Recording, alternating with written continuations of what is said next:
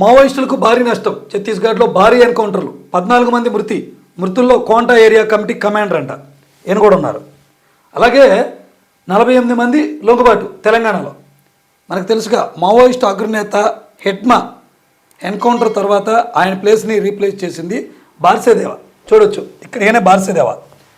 Guerrilla ఆర్మీకి chief కమాండర్గా ఆయన ఉన్నప్పుడు, హెడ్మా ఉన్నప్పుడు ఆయుధాలను సమకూర్చే బాధ్యత మటుకి ఈ బార్సేదేవాదే. ఆయన తర్వాత ఈయనే సెకండ్ ప్లేస్లో ఉన్నారు. ఇప్పుడు నాయకత్వం వహించి నాయకుడిగా బాధ్యతలు తీసుకున్నారు కమాండర్గా. అయితే వీళ్ళిద్దరిది కూడా పూవర్తి గ్రామమే, ఛత్తీస్గఢ్లో పూవర్తి గ్రామం.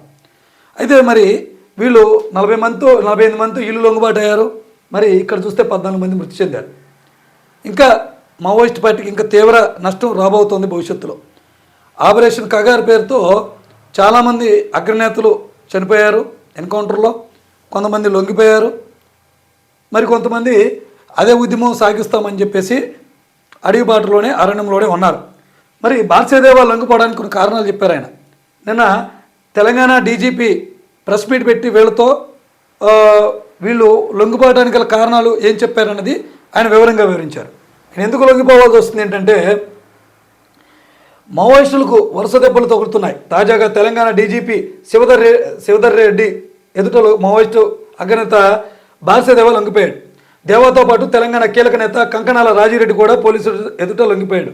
మరో 48 మావోయిస్టులు వీరి బృందంలో ఉన్నారట. మావోయిస్టుల లొంగుబాటు కారణంగా 41 మంది కేంద్ర కమిటీ సభ్యులతో ప్రారంభమైన మావోయిస్టు పార్టీ ఇప్పుడు 4కి చేరిందంట. డీజీపీ శివధర్ రెడ్డి మాట్లాడుతూ తెలంగాణలో ఒక రాష్ట్ర కమిటీ సభ్యుడు మాత్రమే మిగిలాడంట. మావోయిస్టు పార్టీకి ఆయుధాలు సమకూర్చడంలో బార్సేదేవా కీలకంగా పనిచేశారు. మావోయిస్టు పార్టీలో అంతర్గత కలహాలు ఎక్కువయ్యాయంట. వీరంతా అంతర్గత కలహాలకు తోడు ఆరోగ్య సమస్యలతో లొంగిపోతున్నట్టు చెప్పుకొచ్చారంట. ఈ లొంగుబాటులో పీజీఎల్సీ బెటాలియన్ మొత్తం కుప్పకూలింది. లొంగిపోయిన మావోయిస్టులకు నిబంధనల ప్రకారం రివార్డులు అందిస్తాం, తక్షణ సాయంగా 25,000 చెక్కులు అందిస్తాం. ఉన్న 66 మందిలో లొంగిపోయిన వారు కాకుండా మిగిలిన వారంతా మరణించారని తెలిపారంట. కాగా Barsedeva Maoist party guerrilla liberation army చీఫ్గా బాధ్యతలు నిర్వహించారు.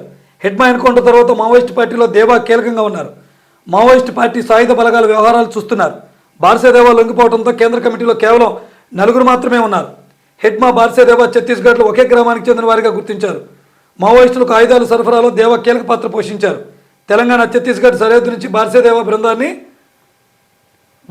బృందాన్ని పోలీసులు తీసుకొచ్చారు మీడియా ఎదుట. సో దీంట్లో ఇంకొక కీలక విషయం కూడా ఉందండి. మొత్తం 20 లక్షల క్యాష్ కూడా ప్రభుత్వానికి అప్పచెప్పారు వీళ్ళ దగ్గర ఉన్న ఆయుధాలే కాకుండా. అంటే డబ్బు విషయానికి వచ్చేపాటికి కొంతమంది ఎవరు అది ఉన్నట్లు ప్రభుత్వం దగ్గర తెలియదు, వాళ్ళు లొంగుపాటే ఇక్కడ ప్రధానం కాబట్టి అన్నీ చూడరు. కానీ వాళ్ళ అడవిలో ఎంత సిన్సియర్గా పోరాడారో ప్రజల తరపున, అదే సిన్సియారిటీతో ఆ డబ్బును కూడా ఆయుధాలతో సహా మొత్తం కూడా పోలీసులు ఎదుట వాళ్ళు ఇచ్చేశారు. మరి ఆ డబ్బు ఎందుకు అంటే, మావోయిస్ట్ పార్టీ కనీస అవసరాలకు ఉంటుంది కదా బలోపేతానికి, వాళ్ళ తిండి విషయం అవ్వచ్చు, లేదా పార్టీ ప్రచారాల ఖర్చులు అవ్వచ్చు, ఇవన్నీ ఊరక రావు కదా. వాళ్ళు ఏం ప్రజలతో ఊరక పనిచేయించు, ప్రింటింగ్ ప్రెస్లు కానీ, వారికి ఏదైనా అవసరమైనప్పుడు టాబ్లెట్స్ విషయంలో కానీ, ఇవంతా కూడా ఫండ్ అనేది వాళ్ళు క్రియేట్ చేసుకుంటారు. సో అది కూడా వాళ్ళు వెనక్కి ఇచ్చేశారు, మేము లొంగిపోతున్నప్పుడు ఈ ఫండ్ ఎందుకని. నిజంగా చెప్పాలి. అందుకే ప్రజల్లో ఇంకా కూడా కమ్యూనిజం అనేది వాళ్ళకి సపోర్ట్గా ఉండేవాళ్ళు ఆ ఆదరణ లభిస్తుందంటే వారి నీతి నిజాయితీలే.